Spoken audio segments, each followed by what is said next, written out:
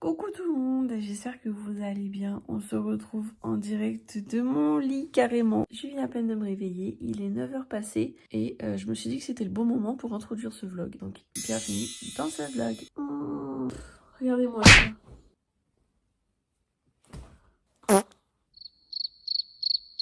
Je profite d'être encore dans mon lit pour vous parler de cet oreiller que je suis en train de tester depuis maintenant un mois. C'est un oreiller de la marque Sleep & Glow. La marque me l'a gentiment envoyé pour que je teste et en fait, que je vous en parle. C'est un oreiller comme ça à mémoire de forme. En fait, il a été designé pour que la tête, en fait, elle rentre dans la cavité ici. Vous voyez, quand on se met comme ça. Et ici, ça n'appuie pas sur le visage. Et le but de l'oreiller, c'est à terme d'éviter les rides profondes dues au sommeil parce que les gars, quand on dort, on se fait des rides. Il est fabriqué en Italie. Il a gagné le prix de l'innovation. Je ne sais pas si vous connaissez le prix de l'innovation. Il y a vraiment de la recherche derrière. C'est pas juste un coup marketing. C'est aussi ça qui explique le prix du coussin puisqu'il est à plus de 200 €. Mais honnêtement, je vais vous dire une chose.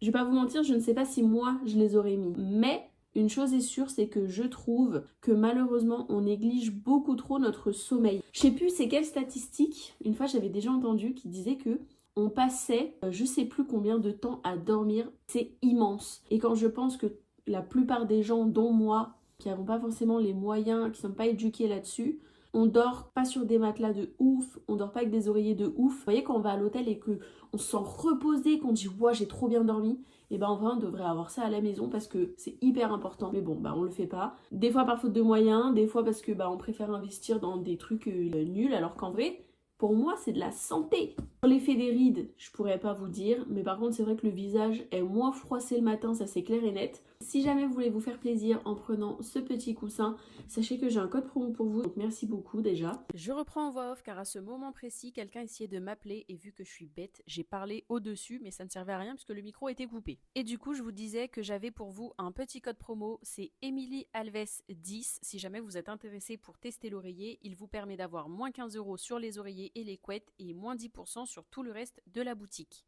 Je mettrai toutes les infos en barre de description. Je profite de me réveiller pour vous parler de ça. Encore merci à eux de m'avoir envoyé ce coussin. Et merci à vous de me suivre. Et c'est grâce à vous que je peux tester des trucs aussi cool. Donc franchement, merci beaucoup. Je vais aller m'habiller et on s'attrape au petit déjeuner. Allez, let's go!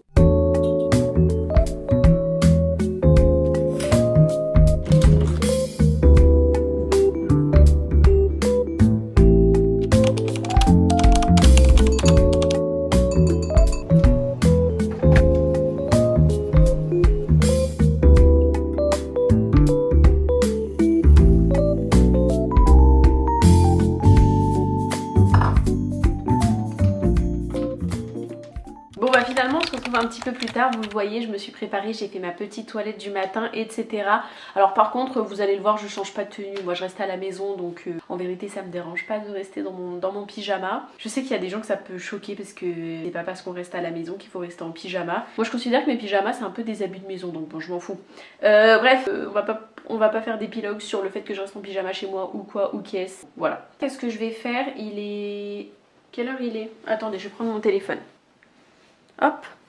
Donc, aujourd'hui, je suis censée aller chez Emmaüs. Vous allez me dire pourquoi. À la base, je devais faire un vlog Emmaüs aujourd'hui pour vous montrer un petit peu les petites pépites que je trouve en seconde main. Pépites pelote, ça nous ramène à notre petit cœur. Donc je vous disais dans la vidéo tuto que la pelote qui est au milieu, c'est une pelote que j'ai trouvée chez Emmaüs et elle est juste magnifique. Franchement, elle a un rendu de dingue. Je voulais vous montrer un petit peu les pépites qu'on peut trouver en seconde main, mais j'avoue que j'ai loupé le coche pour la matinée. Je voulais vous montrer les autres carrés que j'ai fait aussi avec des pelotes de seconde main. On a ce petit carré là, qui est un carré lune bleu que je trouve incroyablement beau. Je suis trop contente du résultat de ce carré. Et alors là, on passe à mes préférés. Ça faisait longtemps que j'avais le diagramme dans mes posts, mes épingles Pinterest. Et là, badaboum, regardez-moi cette beauté. Je sais pas si... Oh là là, la caméra qui est floue, ça me saoule.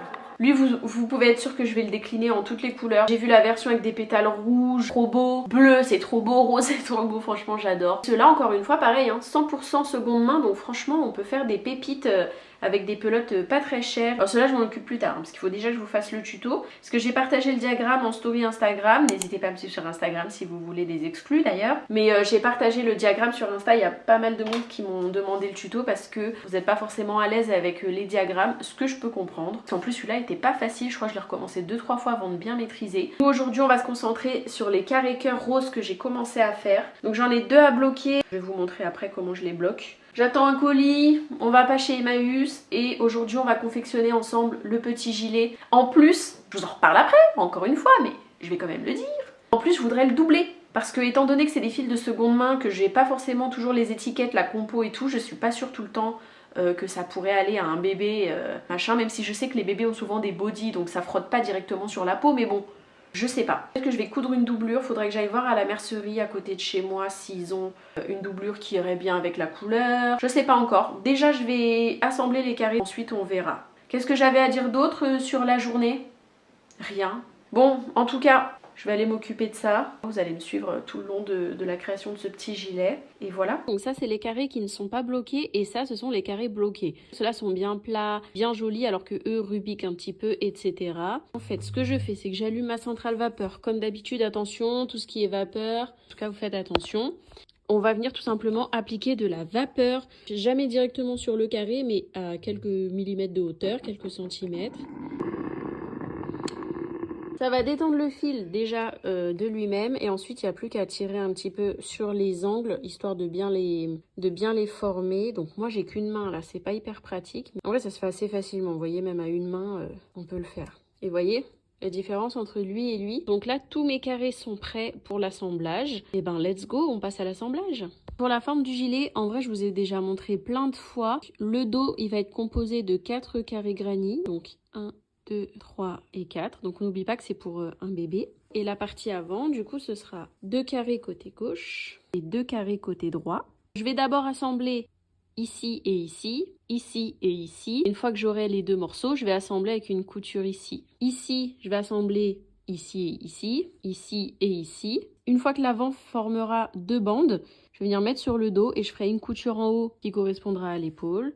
Pareil ici. Couture ici qui fera le côté et on laisse un trou en haut pour pouvoir placer le bras, tout simplement la manche.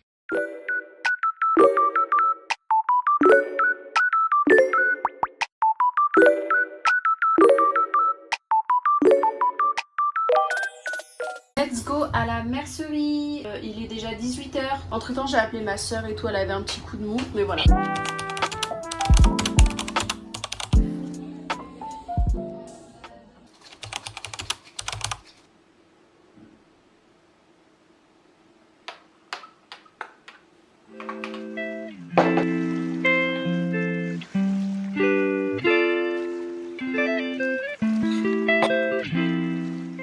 Ce matin, j'ai fini d'assembler, comme je vous disais, au niveau des épaules et du côté. Vous allez voir que ça nous laisse un trou comme ça. Donc là, j'ai fait la première manche en off et je vais vous montrer comment je fais la deuxième. Comme ça, vous avez les étapes. Alors déjà, pour faire la manche, je vais retourner, je vais me mettre du côté envers comme ça. Avec le fil, je viens faire un nœud coulant. Mon nœud coulant, je vais bien le glisser dans une des mailles du rang précédent. Une fois que j'ai glissé mon nœud coulant dans une des mailles, je viens monter 2 mailles en l'air. Et je vais venir placer une bride dans chaque maille du rang, donc du cercle. Donc là, je suis arrivée à ma dernière bride. Je viens faire une maille coulée entre la première et la dernière bride. Je remonte 2 mailles en l'air. Je tourne mon rang, même si on est en cercle. Et ensuite, pour le rang d'après, je vais venir mettre une bride dans chaque maille en sautant toujours la première ici. Et en allant bien jusqu'au bout, par contre, à la fin quand j'ai fini. C'est du crochetage en cercle classique, quoi. Jusqu'à atteindre 18,5. Ce que je vais faire, c'est que je vais compter le nombre de rangs que j'ai fait sur cette manche-là, comme ça je le reproduis de l'autre côté. Il y a juste à la fin, j'ai fait des diminutions sur le dernier rang. Une maille sur 2, c'est une diminution. C'est un petit peu plus joli qu'une manche droite, quoi.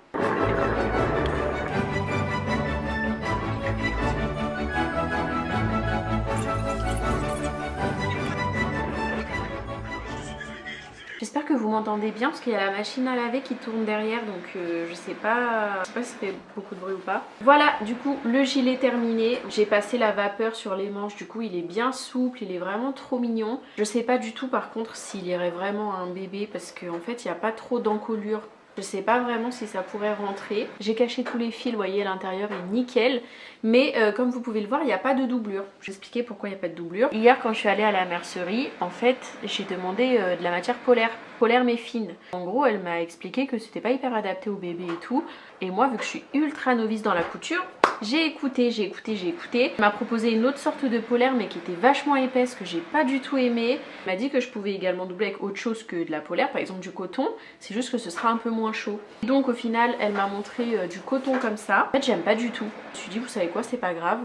Au pire, de toute façon, les bébés, ils ont toujours des bodys ou des trucs comme ça. Donc voilà, j'ai pas spécialement mis de doublure. Je trouve que le résultat est absolument mignon. Au moins, vous avez toutes les étapes pour réaliser ce type de gilet. En sachant que les étapes pour faire un gilet comme ça, mais pour adultes, sont exactement les mêmes. C'est juste la taille des carrés qui change. Hop là. Au final, je me mets dans la chambre pour finir la vidéo parce que clairement dans le salon j'ai peur qu'on n'entende pas avec la machine à laver et que je doive tout recommencer et tout, donc ça va m'énerver. Donc je vais finir le vlog là-dessus. Franchement, très contente du résultat du petit gilet. N'hésitez pas à me dire ce que vous en pensez et si vous pensez que ça pourrait quand même rentrer à un petit bébé, même si le col n'est pas très large par rapport au fait que les carrés ils soient aussi proches. N'hésitez pas à me dire également ce que vous pensez du format vlog comme ça, avec d'autres choses que juste la partie crochet, si vous aimez bien, etc. Bref, j'attends tous vos retours en commentaire.